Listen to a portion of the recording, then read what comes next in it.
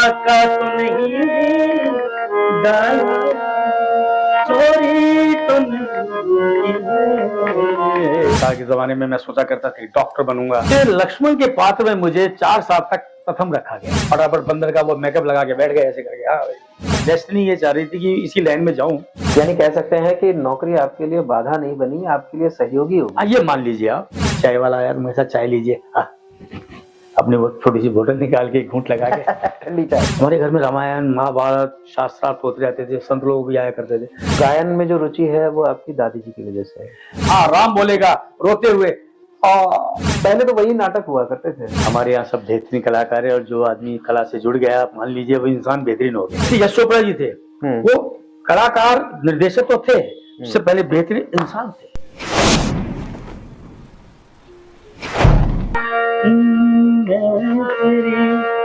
मस्त निगाही का भरम रख लूंगा, होश भी तो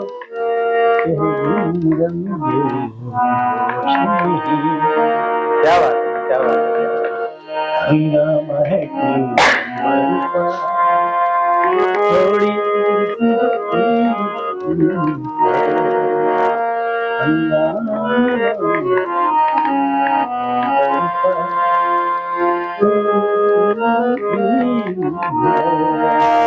डाका तो नहीं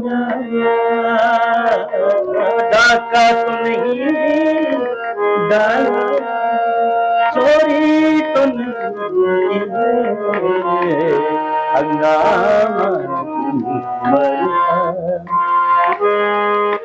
नमस्कार, लाइव परफॉर्मर्स पर मोटिवेशनल और इंस्पिरेशनल इंटरव्यूज की सीरीज अनकट टॉक्स विद प्रशांत में आपका फिर से स्वागत है। जी हाँ, ये कोई मुशायरा नहीं है ये एक इंटरव्यू ही है। Uncut talks with Prashant series में हम थोड़ा सा आगे बढ़े हैं। आज की जो हमारी कड़ी है बहुत ही दिलचस्प होने वाली है, क्योंकि इस इंटरव्यू में हमारे साथ जो शख्सियत आज मौजूद हैं, उन शख्सियत के बारे में बताऊं आपको तो वो हरफन मौला है। कई विधाओं में वो एक्सपर्ट हैं, अपनी रुचि रखते हैं, रंगमंच के पुराने चावल माने जाते हैं, वरिष्ठ रंगकर्मी हैं। कई बड़ी बड़ी फिल्मों में उन्होंने अभिनय किया है, राजस्थानी फिल्में भी हैं, बॉलीवुड फिल्में भी हैं, रंगमंच के कई बेहतरीन नाटकों में उन्होंने अभिनय किया है, और हॉलीवुड में भी जो है उन्होंने अपनी पहचान दर्ज कराई है। जी हाँ, जयपुर के ही हैं आदरणीय हमारे वरिष्ठ रंगकर्मी श्री रमन मोहन कृष्ण अत्रेय जी। 4 नामों का संगम है, 4 नाम इनके एक नाम में समाहित है, रमन मोहन कृष्ण अत्रेय। वैसे ये रमन मोहन कृष्णात्रेय लिखते हैं अपना नाम, लेकिन 2 नाम जो मैंने विच्छेद किए हैं वो कृष्ण भगवान का नाम है और अत्रेय एक ऋषि हैं जो इनका गोत्र भी है। और प्रणाम गुरु जी। जय हो आपकी, जय हो आपकी, खुश रहो। कैसे हैं आप? बिल्कुल ठीक है, और आपको देख करके और खुश इंसान हो गए। सबसे पहले आपकी रंग यात्रा से हम परिचय चाहेंगे। रंग यात्रा से परिचय, देखिए जीवन में आदमी अपनी किसी न किसी विधा से जुड़ा रहता है तो जीवन का आनंद बना रहता है। तो मैं रंग यात्रा यूं मान लीजिए, कुछ जन के संस्कार थे, कुछ माहौल मिला, ऐसे लोग मुझे मिलते थे, चले गए लाइफ में, तो मेरा इस तरफ रुझान हो गया। बाकी तो रुझान तो बहुत सारी चीजों में था कि जमाने में मैं सोचा करता था कि डॉक्टर बनूंगा, परिस्थितियां नहीं संभव हो पाई। फिर मैंने, लेकिन रंग यात्रा के कारण ये था कि मेरे पिताश्री का इसके अंदर दखलंदाजी थी। बड़े अच्छे साहित्यकार थे, बड़े अच्छे राइटर थे, और बल्कि उस जमाने में फिल्म मेकर होना बहुत बड़ी बात मानी जाती थी। उस जमाने में इन्होंने मद्रास से डिप्लोमा किया था जी।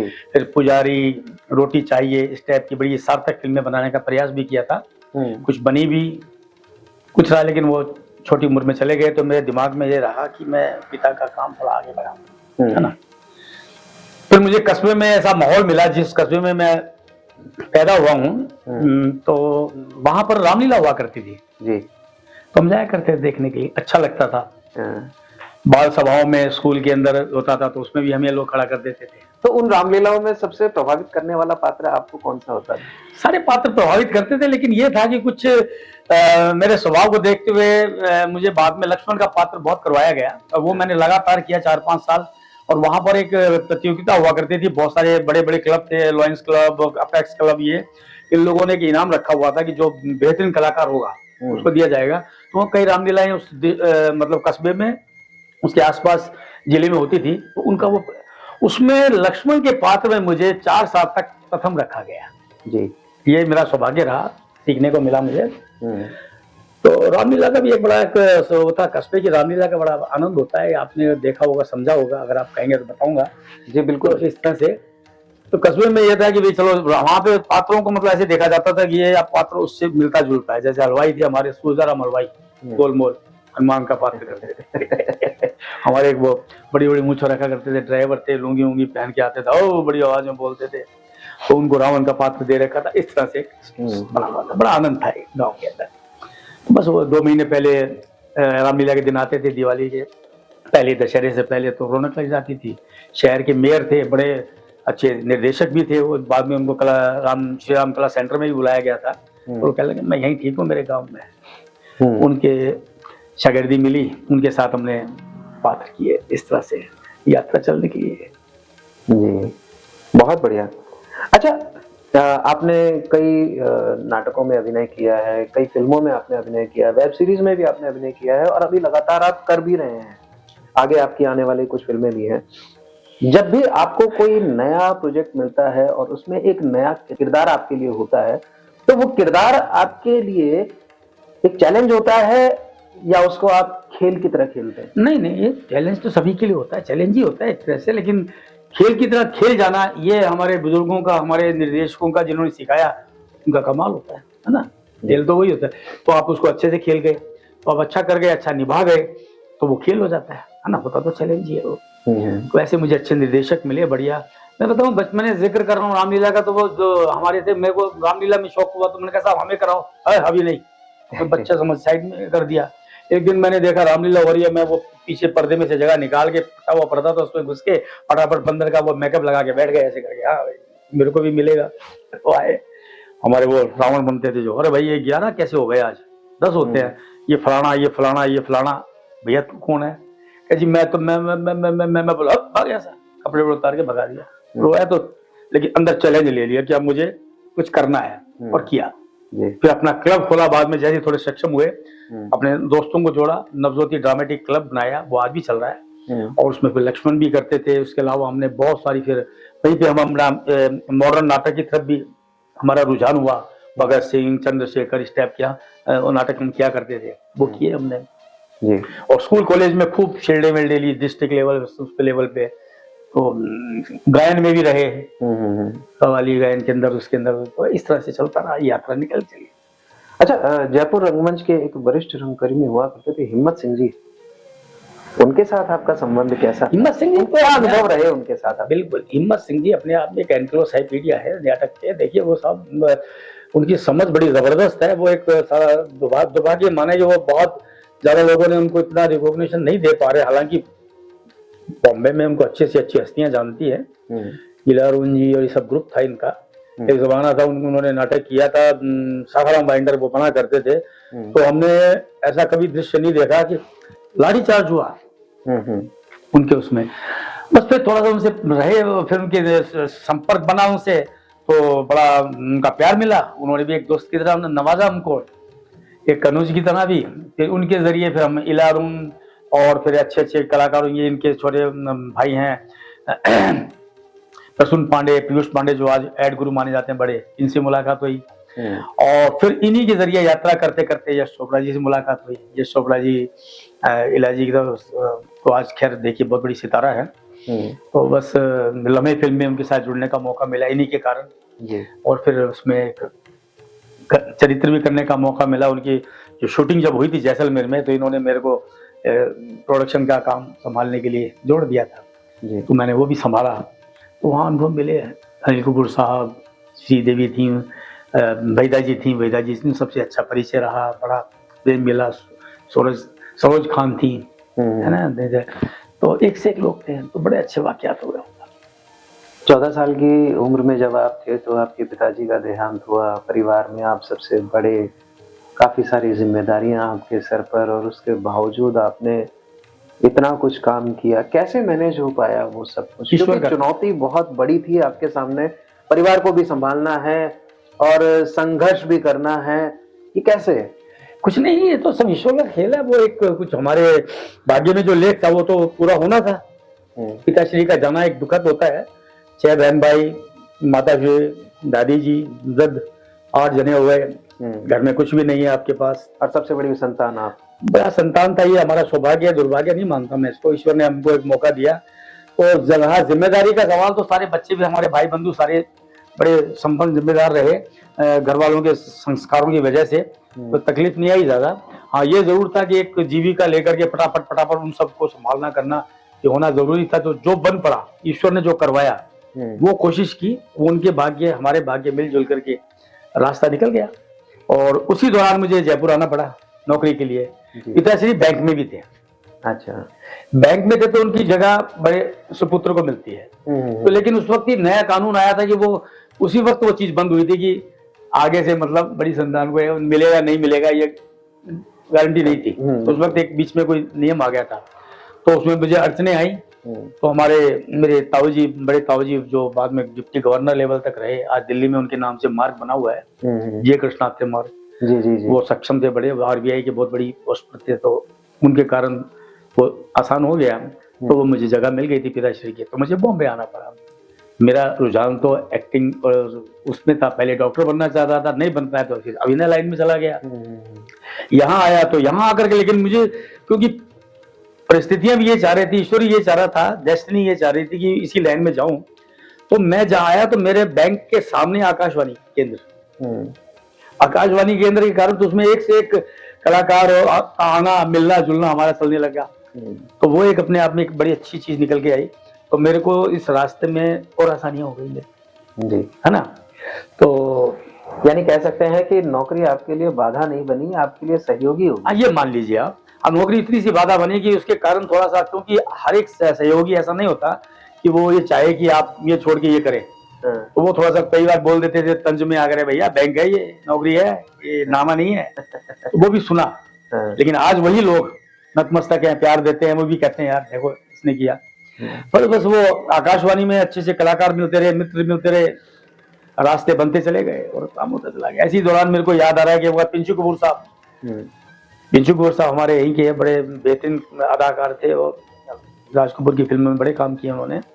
तो कपूर साहब आए बैंक में, मैंने देखा रही ये क्या, लोग भी कहने लगे भाई कलाकार ये देख पिंचू साहब आए, मिलने भागा मैं साहब आइए, मैं भी कलाकार हूँ। और फिर मैंने उनसे क्वेश्चन किया, सब मैं बॉम्बे जाना चाहता हूँ, रास्ता कैसे ढूंढूं, मंजिल कैसे? अबे मंजिल ढूंढने वाले को मिलती है, पूछने वाले को नहीं। निकल। हम भी जब पहली बार गए थे 50 रुपए हमारा कुली लेके भाग गया था। मेरे लिए एक अनुभव था। तो बस वो पिंचू साहब आते, बड़ा अच्छा वाकया भी हुआ। एक बार फिर कुछ दिनों बाद पिंचू साहब आएगा, यार ये 4 लाख की एफडी है, फटाफट इसको कैश करवा दे। मेरा तो क्योंकि बैंक में था तो मेरा अच्छा लड़ी बन गई थी मेरी कड़ी। मैंने कहा साहब अभी करवा देता हूँ मैं आपको। करवाने लगा, करवा के काम वाम। तो मैंने कहा सर चाय वाला आया, मेरे साथ चाय लीजिए। अपनी वो छोटी सी बोतल निकाल के घूंट लगा के, ठंडी चाय, मेरी चाय है मेरे पास। तो वो सज्जन सामने, मैंने सर आप तो लीजिए चाय। उन्होंने हाँ लेके चाय पीनी शुरू कर दी काउंटर पे खड़े खड़े। तो फिर मैंने कहा साहब आपने इनका परिचय नहीं कराया, मेरा इंचार्ज। अब पहचानता नहीं गया, इस्माइल मर्चेंट। मैंने इस्माइल मर्चेंट का नाम भी हल्का फुल्का सुना था। उस जमाने हमारी इतना ज्यादा हमारी वाकफियत नहीं हुई थी, पर मैं आज सोचता हूँ इस्माइल मर्चेंट जैसा आदमी, सो सिंपल, कुर्ता वुर्ता पहने हुए, एक अच्छी मुलाकात। इस्माइल मर्चेंट तो वर्ल्ड फेमस, जैसे हॉलीवुड के बहुत बड़े वो हैं। आपने बताया कि आपके पिताजी भी जाने माने साहित्यकार थे, तो उनके नाम का कहीं आपको माइलेज मिला है? नहीं, माइलेज तो क्या मिलता, वो तो छोटी उम्र में चले गए, 36-38 साल की चले गए थे वो। और क्योंकि जमाने में छोटे उम्र में शादी हो जाया करती थी, 20 साल की शादी हो गई। तो माइलेज तो यही रहा कि उनके ये जरूर रहा कि उनका ये कि उनके कारण जो वो खून में जो चीज आई और जो उनको थोड़ा वो देखा, तो उससे थोड़ा सा एक अंदर एक जरूर प्रेरणा रही होगी, है ना, वो होती है। बिल्कुल। मेरी दादी जो थी, ये आप देखिए चित्र है, आप देखिएगा बड़ा खूबसूरत, ये मैंने पहली बार जिंदगी में एक चित्र बनाया, जी। इनसे मेरा बड़ा प्यार था, इन्होंने ही मुझे पाला है। जी। तो ये बड़ी अच्छी भजन गाती थी, बहुत अच्छी रामायण महाभारत की बड़ी अच्छी पाठक थी है, वाचक जिसे बोलते हैं पाठक। जी जी। तो लोग इनको सुनने के लिए आया करते थे। हमारे घर में रामायण महाभारत शास्त्रार्थ होते रहते थे, संत लोग भी आया करते थे, तो मैं उस माहौल को जीता था। तो कई बार मैं भी, जैसे मुझे सुना भाई भजन, तो मैं थोड़ा उनको सुन सुन के सीख गया, मैं भी गाने लग जाता, कुछ बोलने लग जाता, कभी कभी उनकी मिमिक्री करने की कोशिश करता था। तो वो एक चीज मिली, तो उसमें भी अपने आप अभिनय बढ़ता चला गया। तो मतलब गायन में जो रुचि है वो आपकी दादी जी की वजह से है? ये मान सकते हो, घर में सभी को है शौक। हमारे यहाँ सारे सुरीले हैं, सभी सुरीले हैं, मेरी मदर बहुत सुरीली थी। 2 पंक्तियां सुना पाएंगे? हारमोनियम भी साथ में ही है। हारमोनियम तो आपके सामने बजाया था, हारमोनियम पे मैं इतना भजन मैं इतना पारंगत नहीं हूँ हारमोनियम पर, शौकिया बजाता हूँ, लेकिन फिर भी आपके सुख दुख का साथी है। हाँ बस ये है। देखिए साहब, आर्टिस्ट होगा उसको नेचर से भी प्यार होगा। देखा होगा आपने मेरे यहाँ कितने पौधे, कि मुझे इनसे खेलने में मजा आता है। मैं एक बार पढ़ रहा था रविंद्रनाथ साहब की वो लिखी हुई चीज, कि अपनी लाइब्रेरी हो, है ना, और अपना संगीत हो, और फिर अपनी वो क्या नाम है, और मैं हूँ, तो भाई 3 चीजें मिल जाए, फिर अपने को कुछ नहीं चाहिए जिंदगी में। सही बात है, क्योंकि जिसके पास अपनी लाइब्रेरी है ना, और अपना एक ये आर्ट है अपने पास में, उसको और चाहिए क्या। तो वो इस तरह से, तो मेरे को भी ये लगता था कि अब अपने आप ये शौक है। इसी तरह म्यूजिक, संगीत, तो ये मेरे अंदर अपने आप ही शौक आ गया, तो मैं इसको 2 पंक्तियां सुनना चाहेंगे। क्या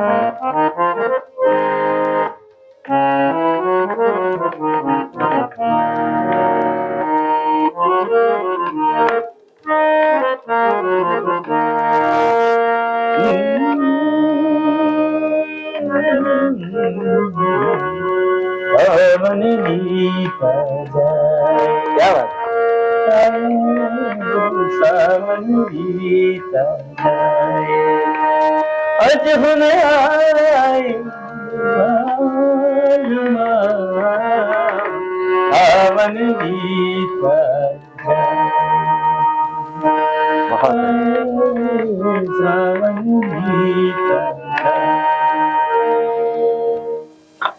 बहुत खूब, बहुत खूब।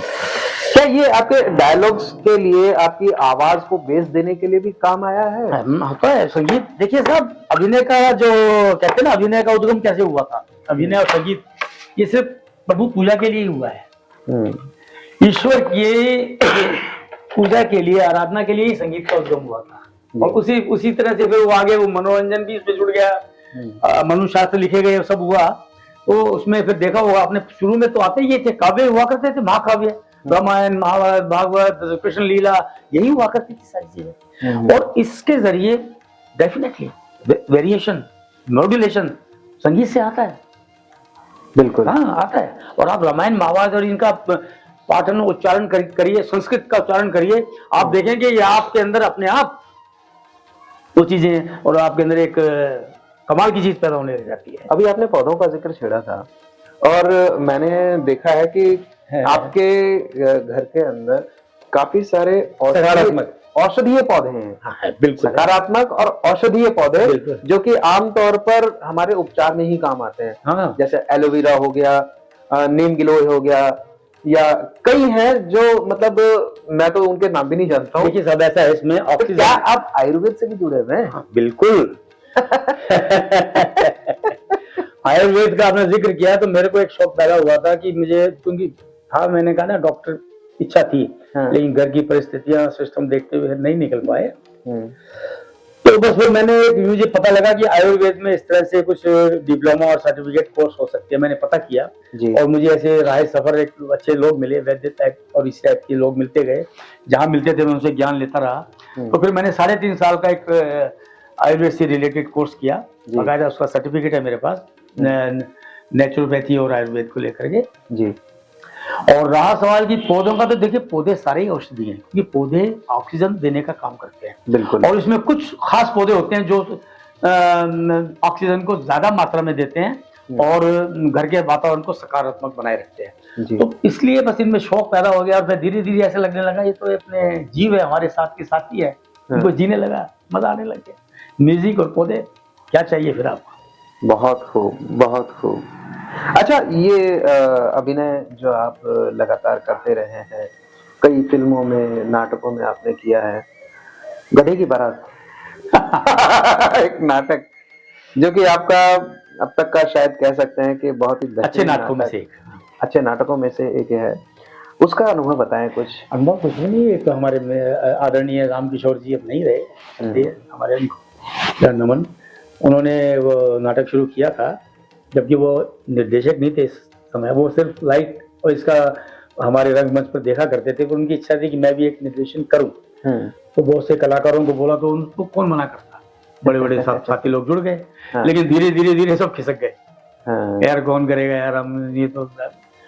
फिर मेरे पास में एक साहब एक छोटा सा कैरेक्टर तुम्हें भी करना है, महंगा करेंगे। यार इस कैरेक्टर को कर तो लोगे, लेकिन आना रोज पड़ेगा। मैंने साहब थोड़ी देर का कैरेक्टर है तो मैं बीच बीच में आ जाऊंगा यार, कर लूंगा, ज्यादा बड़ा है भी नहीं है। नहीं नहीं, आना रोज पड़ेगा। मैं तो रोज तो नहीं आ पाऊंगा क्योंकि मेरे अलग से नाटक चल रहे हैं 3-4। ठीक है, बात खत्म हो गई। कुछ दिन बाद पता लगा कि वो सब लोग साथी छोड़ गए। तो फिर मेरे पास में हमारे उद्देश्य शर्मा जी एक बड़े अच्छे, आप उनको मिलना कभी जाकर के, बड़े अच्छे नाटक जो हो रहे हैं हमारे ये जी कलाकार, उद्देश्य पंडित जी का नाम सुना होगा शायद आपने। जी जी, उद्देश्य शर्मा जी, वो आए, रमन यार तुम्हें करना है, और मैंने बोल दिया रमन ही करेगा ये मेन कैरेक्टर। मैंने कहा यार कहाँ, तो छोटे से कैरेक्टर की बात कर रहे थे। वो कैरेक्टर पढ़ा तो मुझे अच्छा लगा, वो व्यंग है बहुत बड़ा, है ना, सटायर है बहुत बड़ा, हमारे समाज के ऊपर, राजनीति पर, हर चीज पे।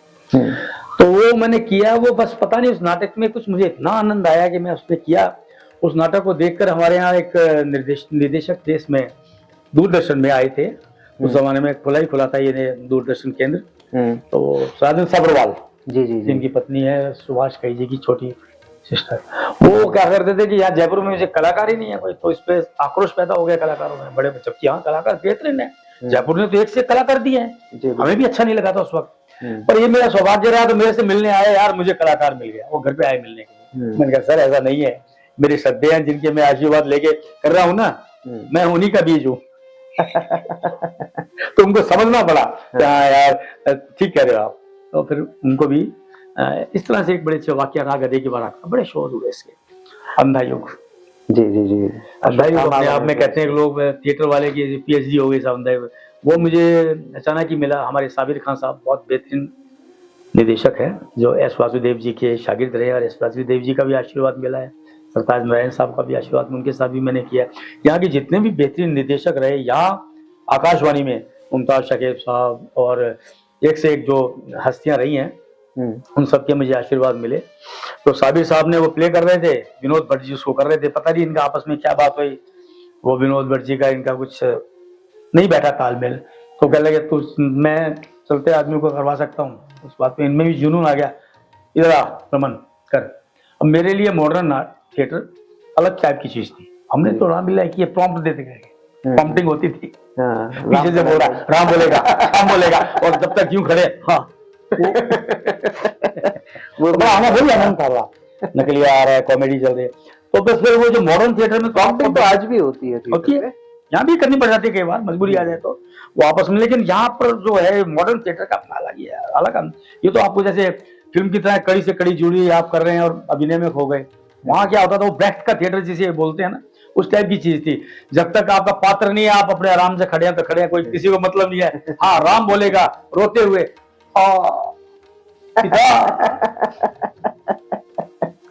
लक्ष्मण बोलेगा, एक लाइन पीछे से आती थी, एक लाइन सामने से बोली, लेकिन बड़ा मजा था, लोग उसी में आनंद लेते। हाँ लीला होती थी, लोग कई बार तो प्रॉम्प्टिंग भी ऑडियंस सुनती होगी, सुनती थी और आवाज उनकी पहले पहुंच जाती थी, यानी कि एक ही डायलॉग पे दो बार, लेकिन उसमें मजा आता था, ऑडियंस को उसमें मजा आ रहा है। ऐसे बैठ बैठ के जब रोया करती थी राम के साथ, क्या हो रहा है, बनवास, आनंद था। आप देखिए दिन में जाकर के लोग बाग ईंटे पत्थर अपने पीढ़े मुड्डे रख के आ जाते थे, ये मेरी जगह है, मेरी जगह। शाम को वो वहीं मिलते थे, मजा लेके कोई हिला दे। एक धार्मिक और आध्यात्मिकता थी, मतलब सोच थी आपस के अंदर, उसकी चीज है, उसकी चीज। अरे मेरी ईंट थी यहाँ पर रखी हुई, यहाँ से पहले तो वही नाटक हुआ करते थे। अरे वही आनंद होता था, आनंद होता था। लोग फटाफट खाना वाना बना बनू के शाम को चले आ रहे हैं, मुखलिया खा रहे हैं, और वो गंडेरिया, उसके गन्ने की गंडेरिया कट रही हैं, और लोग बैठे हुए हैं, जो आनंद दूर तक।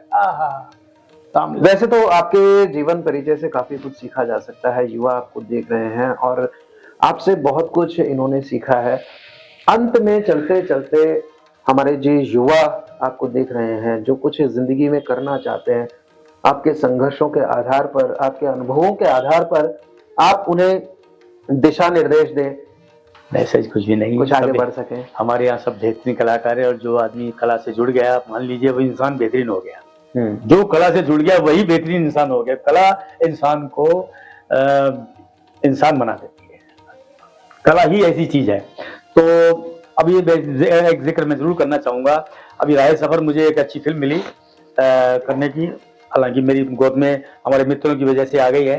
हमारे कई सारे मित्र वहां पहुंच गए बॉम्बे में, राम कुमार सिंह है जैसे, उन्होंने जिक्र किया। फिर उन्होंने हिमांशु जी एक बड़े अच्छे दिल्ली के डायरेक्टर, उनको जिक्र किया। उन्होंने सुभाष कपूर साहब को कहा, सुभाष कपूर साहब जो जोली एलएलबी के डायरेक्टर है, बेहतरीन इंसान, बेहतरीन डायरेक्टर, एनक्लोसाइक्लोपीडिया एक्टिंग में। बस फिर उन्होंने मेरे से एक ऑडिशन करवा के और मुझे फाइनल कर दिया। पता नहीं उन्होंने भरोसा किया, हालांकि मुझे लग रहा था पता नहीं मैं कहीं कर पाऊंगा कि नहीं, वहां पे अटका भी मैं। पर सुभाष कपूर साहब ने मुझे अभिनय निकलवा ही लिया, मुझे करने का मौका मिला। तो यानी कि मैं ये इसलिए कह रहा हूँ, ऐसे यश चोपड़ा जी थे, वो कलाकार निर्देशक तो थे, उससे पहले बेहतरीन इंसान थे। आदमी को ऐसा प्यार देते थे, ऐसा लगता था कि इनको छोड़ा नहीं जाए। तो मैं यही कहूंगा मित्रों, बेहतरीन इंसान बनो, अच्छे संस्कार के लिए अच्छे साहित्य को पढ़ो, लोगों के काम आओ, जिंदगी को आनंद में लो, संगीत, नेचर, प्रकृति से जुड़े रहो, आप अपने आप सफल कलाकार बन जाएंगे।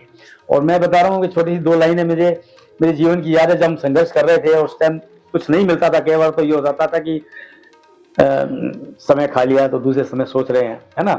तो उस वक्त मैं गाँव में क्या होता है, हुनर बड़ा सीखने को मिलता है। गाँव में हर एक आदमी कुछ ना कुछ तोड़ फोड़ करके बनाता रहता है। हमने भी ऐसे लोगों के बीच में ये तो सीखा। तो फिर मैंने जैसे वो कि हंसता हूँ, खेलता हूँ, गुनगुनाता हूँ, अपने हिस्से की खुशी खुद ढूंढ कर लाता हूँ। क्या बात है? खिलौना बनाया, माँ को दिखाया, माँ ने कहा बहुत अच्छा लगा, बड़ा खुश हो जाता हूँ। खेलता हूँ, थक जाता हूँ, भूख लगी, उसे जाके बाजार में बेच आता हूँ, अपने लिए रोटी ले आता हूँ, हंसता हूँ, खेलता हूँ, गुनगुनाता हूँ, अपने हिस्से की खुशी खुद ढूंढ कर लाता हूँ। हुनर जिंदगी में जितना हो सके, सिर्फ अभिनय नहीं और तरह की चीजों में भी आप जब जुड़ेंगे, हुनर को जोड़ते चले जाइए, अभिनय स्वतः आता चला जाएगा। वही आपकी ट्रेनिंग है, वही आपकी परीक्षाएं हैं, उनसे आप निकलते जाइए, सफल होते जाइए, जीवन आपके कदमों में है। नमस्कार। आज के इंटरव्यू को हम यही विराम देना चाहेंगे। बातें बहुत हैं लेकिन समय बहुत कम है। बहुत जल्द हम फिर एक नई हस्ती से मिलेंगे, एक नई शख्सियत से मिलेंगे, फिर कुछ नई बातें होंगी, फिर कुछ नई जानकारियां होंगी, फिर कुछ नई सीख होगी। चैनल को सब्सक्राइब कर लीजिए। वीडियो अच्छा लगे तो लाइक करें, शेयर करें अपने दोस्तों के साथ, और अभी के लिए हमें दीजिए इजाजत। धन्यवाद। नमस्कार।